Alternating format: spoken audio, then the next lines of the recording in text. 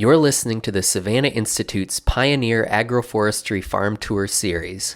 This audio recording features Terry Durham of River Hills Elderberry Producers in Central Missouri and was produced by Man Alone Media with support from the North Central SARE program.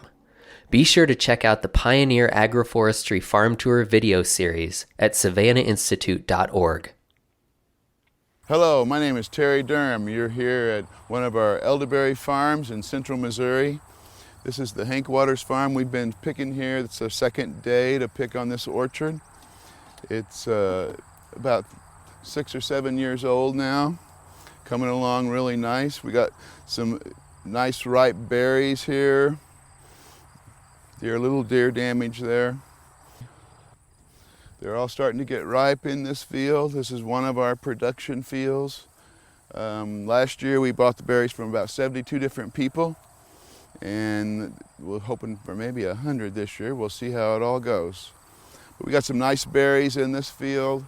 This is the old heirloom variety called Adams. It's an indeterminate type, so it puts berries over a long season. It's been around since about 1926. It's one of the 4 main varieties that we still grow here in our production fields, so the 4 main ones that we've been working with. These are all planted 12 foot apart in our rows. We try to set the plants, we're set at 2 foot apart as cuttings. And we planted them on a biodegradable plastic mulch.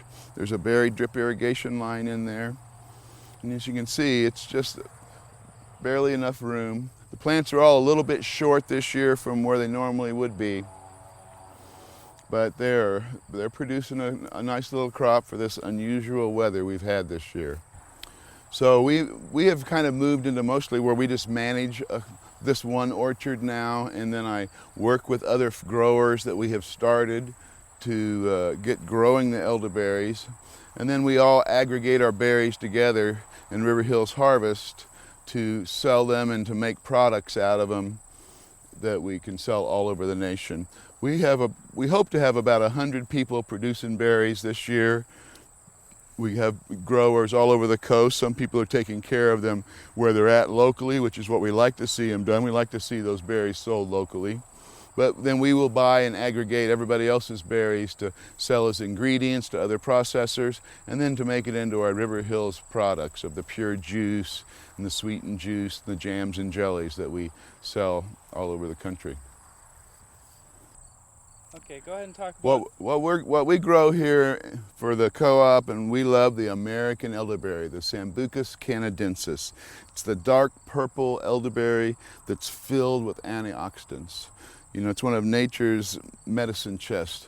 Hippocrates was the first one to write a book on elderberry, and he thought he could heal any part of your body with it. So these jewel berries are filled with nutritious juice that'll keep you from getting the flu, regulate your blood sugar, also helps with oxidative stress. There's all kinds of great research going on at the University of Missouri and other places around the country now on the canadensis type of elderberry. Most of the elderberries from this country come from Europe. Over 95% of what we consume in this country is all imported from Europe. And these beautiful elderberries are better than any of the European berries because they have more antioxidants, 2 additional ones, and they're our native plant. And they don't have any precursors of cyanide in the American elderberry, the canadensis. So we don't have to worry about that. Whereas the Europeans, so there's a huge market that's built in the United States. The farmers now are just beginning to start to take advantage of that and move these into the commercial world, so everybody can have good American elderberry. This summer I've been to 3 different oceans, and we've been in front of maybe 50,000 people talking about elderberry, speaking all over the country, bringing this new crop because this offers a new thing for farmers to grow, especially people that have a market garden and you're confined to that summer selling so much you don't have any value-added products. Elderberry is a perfect money crop because you can sell it all at once and it's a good cash flow for you. It's easy to take care of it with your other vegetables, and it's that one thing that's totally native, so it makes it really easy to grow. Beautiful. And we're doing all the research right here in the Midwest, and we know these varieties are superior to anything else. So the indeterminate types will have a lot of green ones still on it.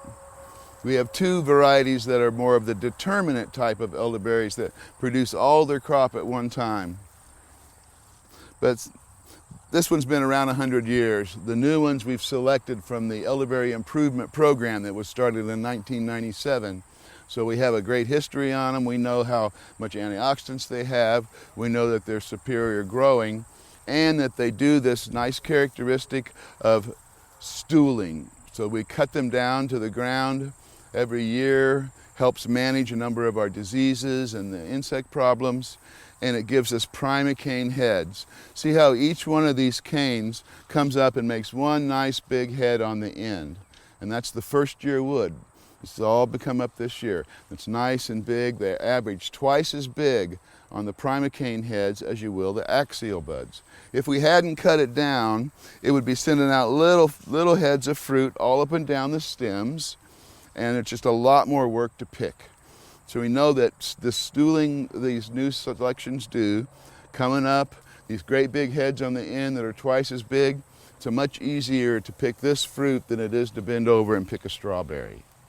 Well, the elderberry has in the past had a wide variety of prices that it goes for. We sell it wholesale to food processors for $3.50 a pound. We buy the fresh berries that have been sanitized and destemmed fresh for $2 a pound, frozen in buckets. We aggregate those, all the farmers putting them together in the freezer, and then we bring those out to make them into our products. We make that pure elderberry juice. We are the only business in the whole country that makes pure elderberry juice, and it is delicious. It's so good for people. It's minimally processed. And then with that, then we make some other products, like we'll make the elderberry jelly, elderberry jam. We make a honey sweetened elderberry juice and some delicious elderberry lemonade. Those are the key products that we're making now at the co-op. As we begin to move forward, though, we'll be moving into freeze-dried elderberries. Up north in the co-op, up north, they're working on the dried elderberries, dried elderflowers, because we know elderberry is a processing crop. It's a crop that you're going to use to make stuff out of. And so we want all our artisan processors to have that unique flavor that other people can't get, because they can do smaller batches, they can deal with that. The big national companies can't really get enough berries because the farmers own all the berries right now. And so we can control our industry by working together and aggregating our berries, selling it as a unit of co-ops. We're starting to get our states into co-ops, so we're looking forward to the future. You got the second truck loaded yet? About there, I think.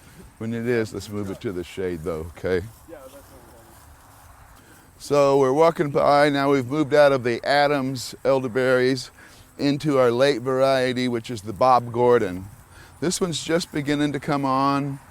It's much more of a determinate plant. That's why we love it, because it brings all of its berries on, and they all kind of will start getting ripe at the same time, and we only have to pick it 2 times. And when you have a lot of rows of elderberries, you're going to want to try to pick them in few times as you can. You know, if we can pick these guys in 2 times over. They get ripe pretty well, all real evenly. This is the Bob Gordon, is the sweetest of the berries that we do grow. It has the highest bricks, and it's very determinate. So we like to be able to get in there, pick all the fruit, and then we'll move on to the next variety. This is the last one that'll come on first. You can see how it's just starting to get ripened up evenly. There's still a few little green ones in the heads, but it's coming along. The Bob Gordon normally will average almost a 1/4 pound per head of fruit that we pick. It's one of my very favorites. Sequences really good with the other determinate one that we grow, which is the Ranch. Ranch is the earliest variety.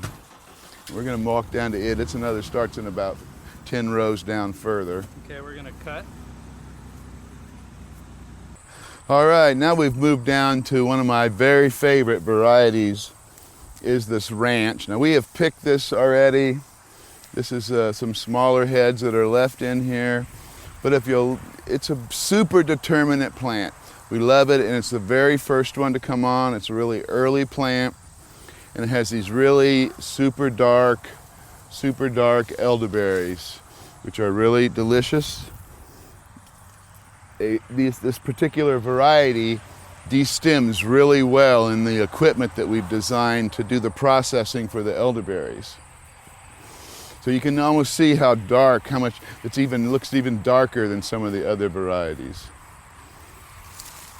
The ranch, we like to put it on, it'll take a little more clay and heat.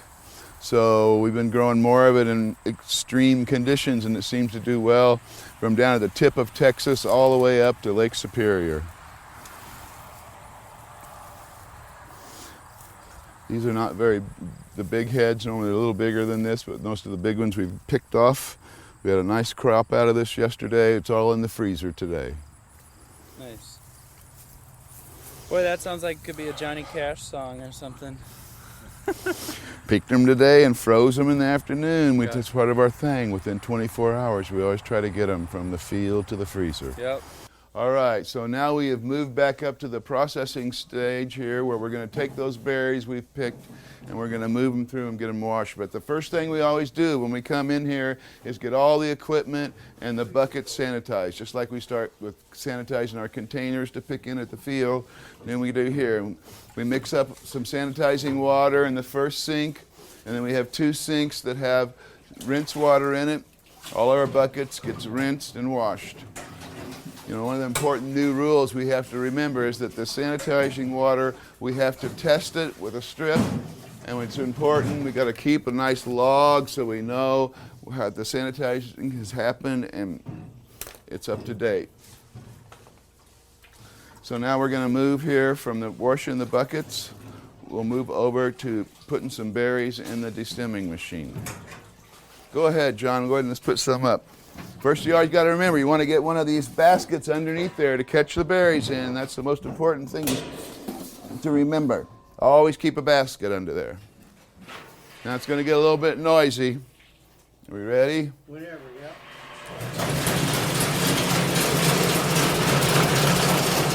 So now we're putting the fresh berries into the destemmer, moving them around. More. Shakes them off, falls down.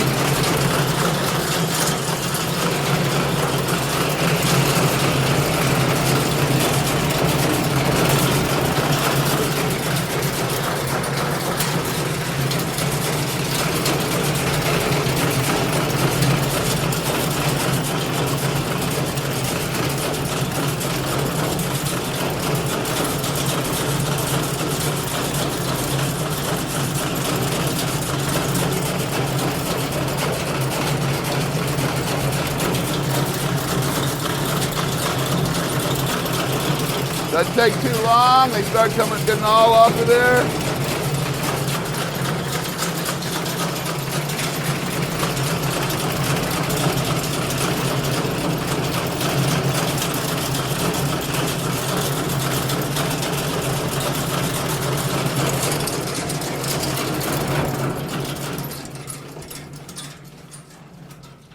We come down here and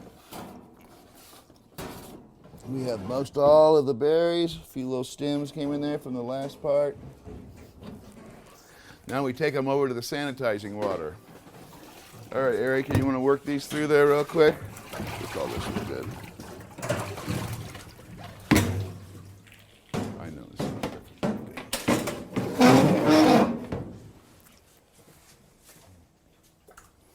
so a little too much water in there.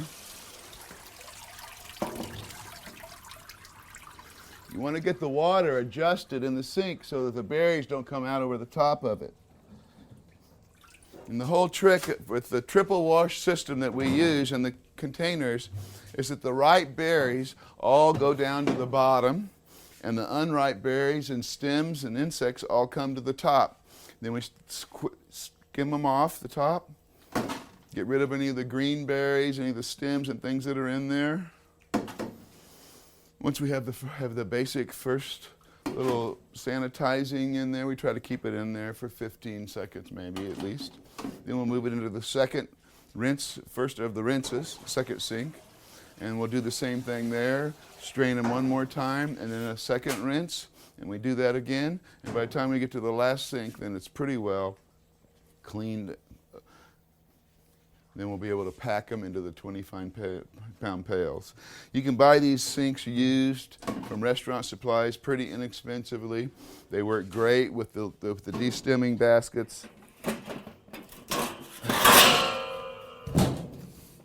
which all have the quick drain holes. These corners are open, so it drains from the bottom as well as from the corners. When the corners drain, that lets stuff off the surface to come off of it easier instead of just being forced all the water straight down.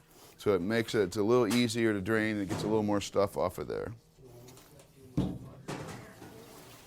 right, so now they've got that through the third and final rinse. Let it drain a little bit. We don't have the scale set up. Oh no, we need I can go get it in a second. that. Okay. Is it, is it, where's it at? Right in there on the shelf. And so we test this water. We're using a little bit of chlorine. We try to use as little as we possibly can. We try to get between 10 and 50 parts per million in that sink, which is not very much. It takes very little to get it to the right amount. Then we pack it into these. We use a standard bucket. We try to get everybody to buy the same bucket so that we can reuse the buckets when we process at our plant, and we can bring them back and the farmers can get them back, because the bucket's a significant cost. I mean, it costs almost $6 for a bucket and a lid the first time you buy it, but if you can use it 3 or 4 times, it's easier to justify that cost. Now we're getting the scale hooked up here.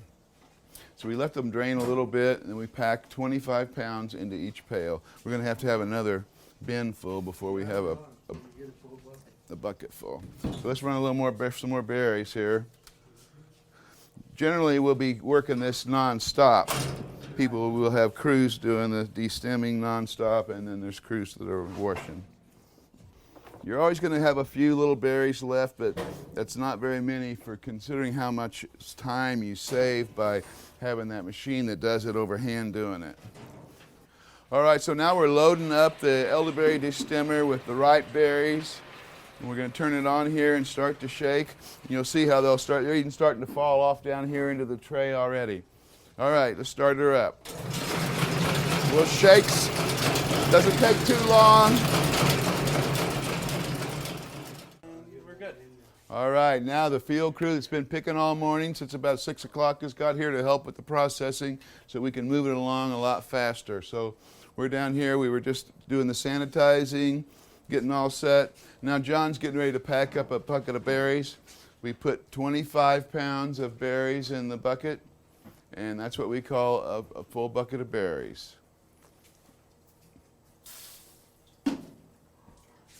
We don't really need... It ain't on. Just go ahead and fill it up with a couple more pounds of berries. They'll be there in a minute. All right.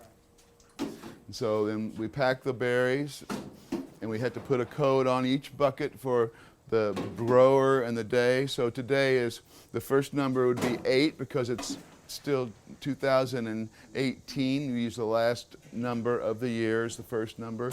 Then we use the Julian date. So today's the 223rd, I believe, day of the year. And then each of our growers is trained to do this process, and then they get a number, and they have a grower's number, and then we put the grower's number that grew the berries on each of the containers also.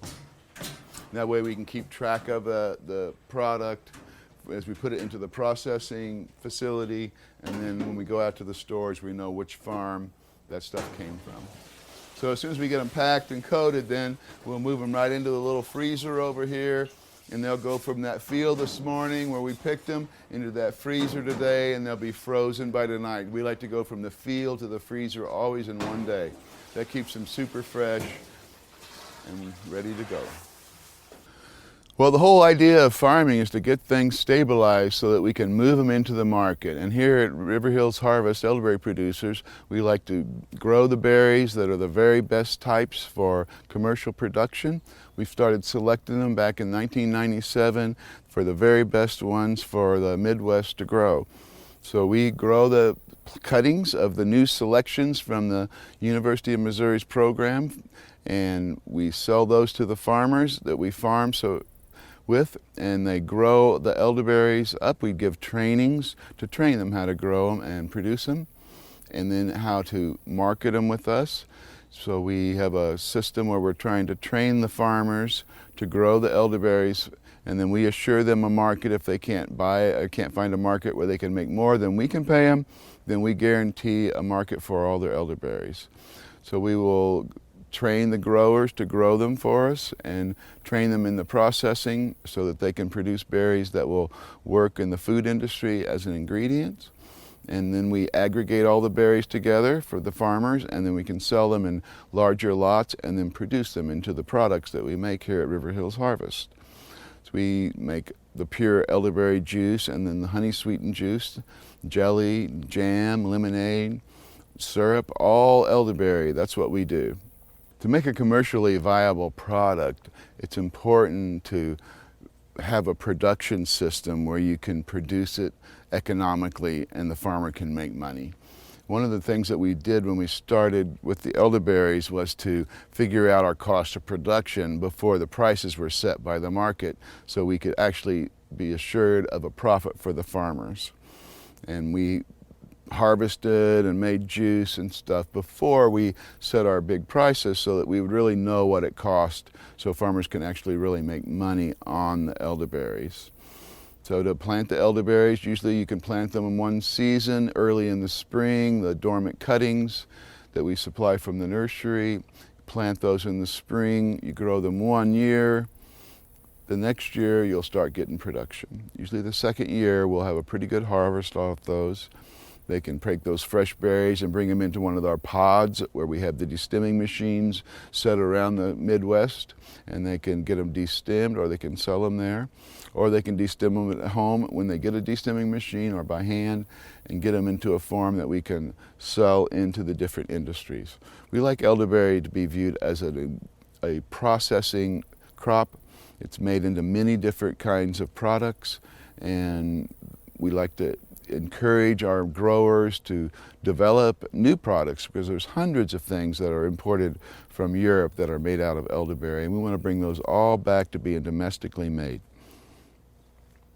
That's great. And that leads us into sort of the health and wealth side of things, like you were saying. Can you speak on why it's important to return to crops like elderberry? We think that it's really important to return to our native crops and minor crops to grow so we have more diversity out there in agriculture. We have way too much corn and soybeans. We don't even hardly eat those things. So we want to bring crops that people can actually use. So you can grow them yourself and you can eat them yourself and you can feed them to your community. Elderberry being the medicine chest of the people, we think it's one of the most important things that communities can have growing in there. So we like to see elderberry bringing that wealth and that health back to the rural communities all over this country. We see it starting to work. We've worked with growers all over, and now we have new products that are coming up on the East Coast, West Coast, in the Midwest, down south, all from the group of growers that we've been training and teaching how to grow elderberry and trying to encourage them to make new products to get out there so we can have local elderberry in every community, bringing that wealth and health back to those communities. If you want to be an elderberry farmer, you just need to be able to pay attention to what you're doing. The elderberries grow really easily if you give them the care and the things that they need. They need to be protected from the wildlife a little bit, some good deer fence. They need to have water, and they need to have some good, healthy soil to grow in. And if you give it those things, you make them healthy, they're going to make healthy juice, and then that's going to make you healthy. So you'll be stronger, and you'll be having a high-value crop that you can sell into the trade as an ingredient.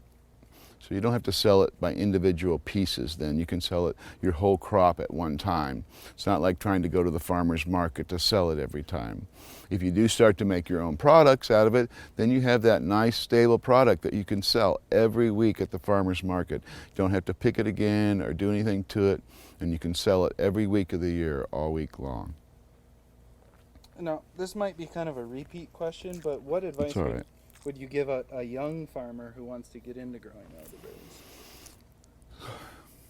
We see a lot of young farmers wanting to get into agriculture these days, and it's important that they develop some niches that they can find expertise in and learn about so that they can prosper in agriculture. Elderberries work really good because they're a crop that you can sell as a cash crop, as a whole product. You sell your entire crop like it'd be a corn crop or something like that, so that you don't have to tie yourself working at the farmer's market all the time and having a limited number of opportunities to market. So young people have this new opportunity that we never had when I started farming, and that's the internet and social marketing. It's a huge new area. It's easy for you to live anywhere in this country and sell your products all over the country. So you want to be really technically advanced in all the, in all of the social media and stuff, because that's where marketing is headed. So when I work with young farmers, one of the things that I always try to encourage them is to try to get a place where you can mitigate as much of the risk of farming as you can. You know, you want a place that has good, well-drained soil. It's really hard to create healthy soil out of stuff that's not healthy. It takes time and lots of energy. If you can buy a really good piece of soil, a really nice little farm that doesn't have to have a lot of work, it's much easier for you to get started. You need to have really good water resources. As we go into the future, water for any kind of vegetable production or berry production is vital. They're mostly water. We have to have good quality water, and you need to protect your crop from the different things that are going to want to eat it. Mainly the deer are the biggest problem for the elderberry, so you want a good deer fence. As long as you give them water, fertility, and a protection from a deer fence, and you watch and take care of those elderberries, they'll reward you with a crop that you'll make some good money on. Being a native crop, elderberry has most of the natural predators and parasites to help control the insects on it. There are a few, mostly they're invasive insects that have come and shown up that can give us some problems. One is the Japanese beetle, which is pretty difficult to handle, but we've been working with mass trapping, using some neem. There's a number of different things that are beginning to show that are help with those. On elderberry, the biggest problem that we have had so far is the Japanese fruit fly, the spotted winged Drosophila, which has been pretty hard for some people to deal with, but we're learning how to control that. We can use mass traps. There's some good organic pesticides if you really have to use them, and management helps with that also, keeping the berries out. The problems can be managed with good maintenance from, it's the maintenance of the farmer, what he's doing, that takes care of a lot of that stuff. We have a few problems with mites. Elderberry mites cause the edges of the leaves to get really curled up, and it makes the plant look really kind of all shriveled up on the ends. They are pretty hard on the plants, but they're really easy to control with the management system that we promote, which is total coppicing of the plants every year to the ground. And when we do that, we remove those mites because they overwinter in the dormant buds of the elderberry. The elderberry borers can be a little bit of a problem at some times. Generally, they're not too much on the bigger borers. You can try to cut the canes that are bad out, and if you can tell that the cane still has a hole down the middle of it where the borer has gone down, you cut it a little lower, trying to get below where that borer has been, and cutting him out of the field. Sometimes there can be some little tip borers we haven't quite figured out how to manage around, but we're learning. And every year we learn more and more about how to control any of the problems that we have with elderberry.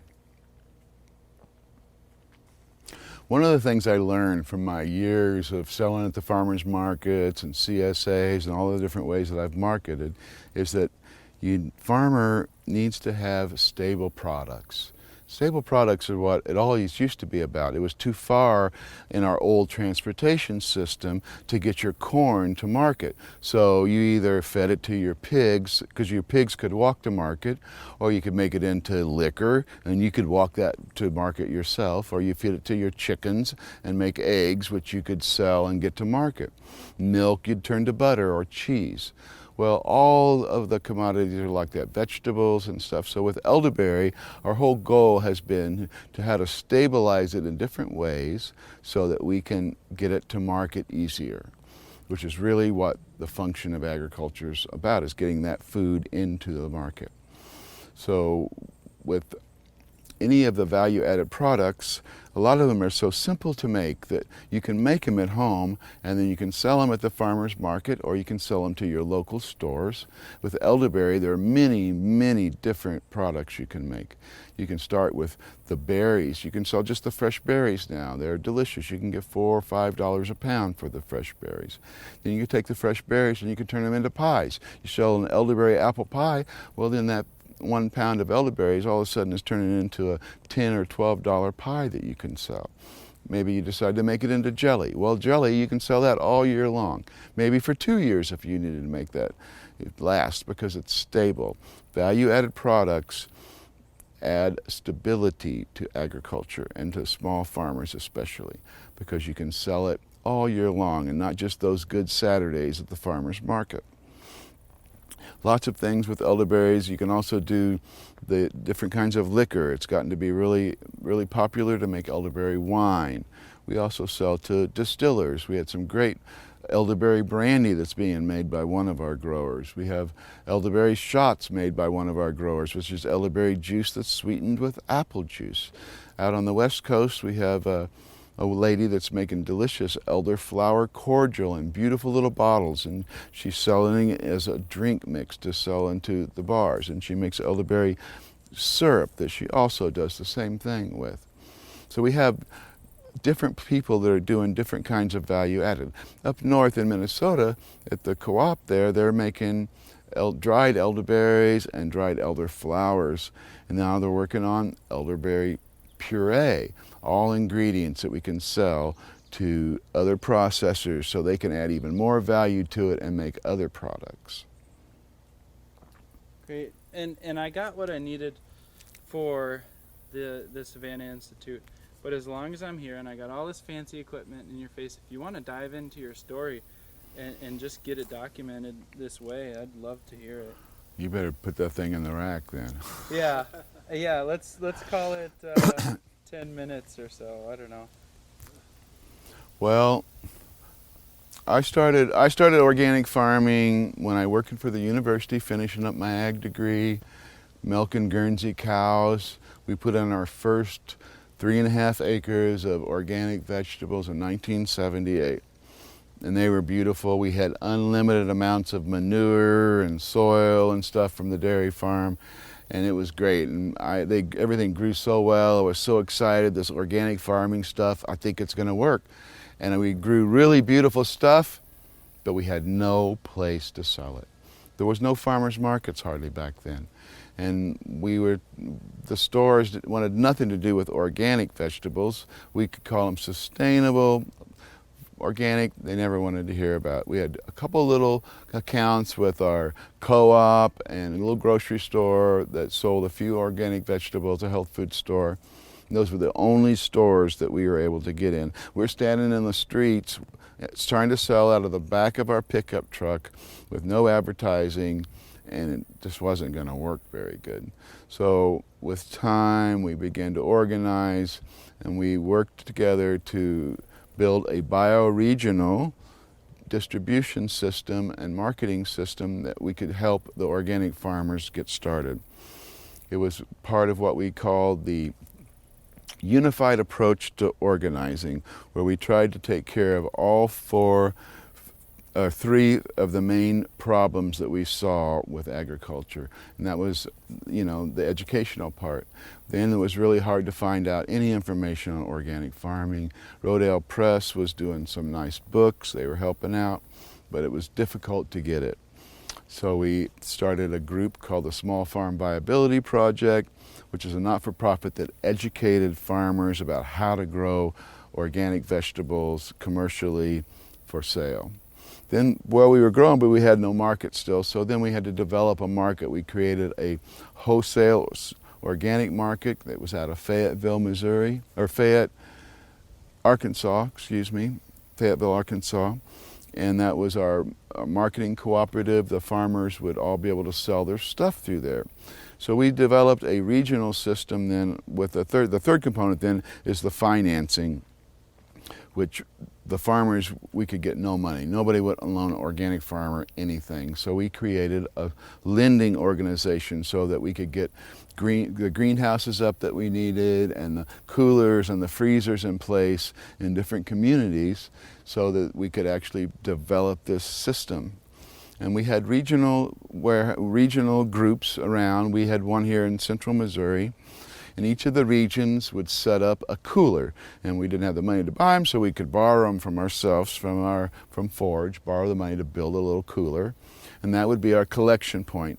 Then all the regional local farmers would bring their vegetables in and deliver them to the cooler, and then we had a truck route that ran between all the coolers through the Ozarks, there were 8 of them, and would end up back down at Fayetteville where we had a marketing manager that would sell the organic produce for us. And this was all done on contract ahead of time. We would meet in the winter, we'd have a list of our projected sales of what we were going to sell, and you would sign up. Oh, I'm going to grow a half an acre of butternut squash, a half acre of zucchini, and then those would be your commitments for the co-op, and then they would try to sell that for you through their marketing manager. And so that worked really, really well until we started working on the federal rules for the new program to have a national certification. And when that happened, it changed our whole world we were organizing through that bioregional group to try to write the farmers' version of what the rules should be. We had already set up a number of organic certification groups with the OCIA and the number of different ones that were around back then. And we knew we had to get together on a common theme and have one message to put out there, or we weren't going to have much say-so in all these rules that were going to make and put us under as farmers. Because mostly when it started, it wasn't the farmers that wanted a national certification system. It was the community that was buying it. It was our eaters wanted it. It was our distributors that wanted it. It was the marketers that wanted it, not the farmers. So we wanted our view. So we started organizing nationally. We set up committees for the livestock, for each of the different areas to bring their recommendations. We worked on that. But what we figured out was that bioregional was not going to be the way that we could actually have an effect with the bigger program. So we divided the bioregion up went back to the state program, where then each of the states started doing the same thing that what we were trying to do. And we started the Missouri Organic Association. Then in the early 90s, about 92, we started the Missouri Organic Association, which is still around today. We still have meetings every year and have great conferences. And we started writing a state program of certification for Missouri. Each state was kind of working on different views, and I had the view that the state should do the inspections. They inspected my nursery, they inspect all kinds of stuff. That's what they do, is inspect things and certify things. It's one of the jobs of the state. So we had the state develop their program, so it was our state employees that were doing the inspections so that it wouldn't cost the farmers so much. I mean, I can get a nursery inspection for free, or I mean, lots of the inspections were free. So we wanted something that wasn't going to cost us a lot of money. So we developed the program where the state employees did the inspection. The state was in charge of the certification. It was a little different type of thing. We tried to hit all the different levels of needs of people in society through that program. We had the certified organic part of it, which is we had a state program that was really great. Then we had a program for the smaller growers, which we called being certified by association, which would be by being a member of the State Growers Association and having a signed affidavit saying that you follow the same rules as the national certification stuff. And then we tried to bring it all the way back down to having a program for urban people, for their homes and landscapes to be organic, and they could hit a little certificate saying that they had been following these practices and sign an affidavit showing that they haven't poisoned their lawn or their house while they live there. And we thought that added value to them, and that would give everybody a place they could be in that program. Either you had a house and a little garden in town, or all the way to a commercial farm out in the country. So we have moved along, continuing, and the organic movement has continued to get bigger and bigger. In 1992, I did the first national organic survey with all the certifying groups around the country participating, and we had about a $50 million industry right then. And if you look at it now, it's quite a bit bigger than 50 million. It has really grown to a huge industry that's actually moving agriculture these days and the marketplace. Well, I've been lucky enough to be an organic farmer for 40 years and watch this agriculture change around us. When I was in college, it was this industrial model everybody was working for. We knew it wasn't working, and we started trying to see that change, but we didn't even have a market. We couldn't even hardly say organic. And to watch it move through society and grow and be accepted, and now you can buy organic food in any little store in the country almost. That huge change, to see the dynamics of our food industry actually make the movement it has made over the last 40 years. It's very, very rewarding. We can make a difference. It only takes a few people working hard and being dedicated and loving this earth to make a difference in your community and in this world.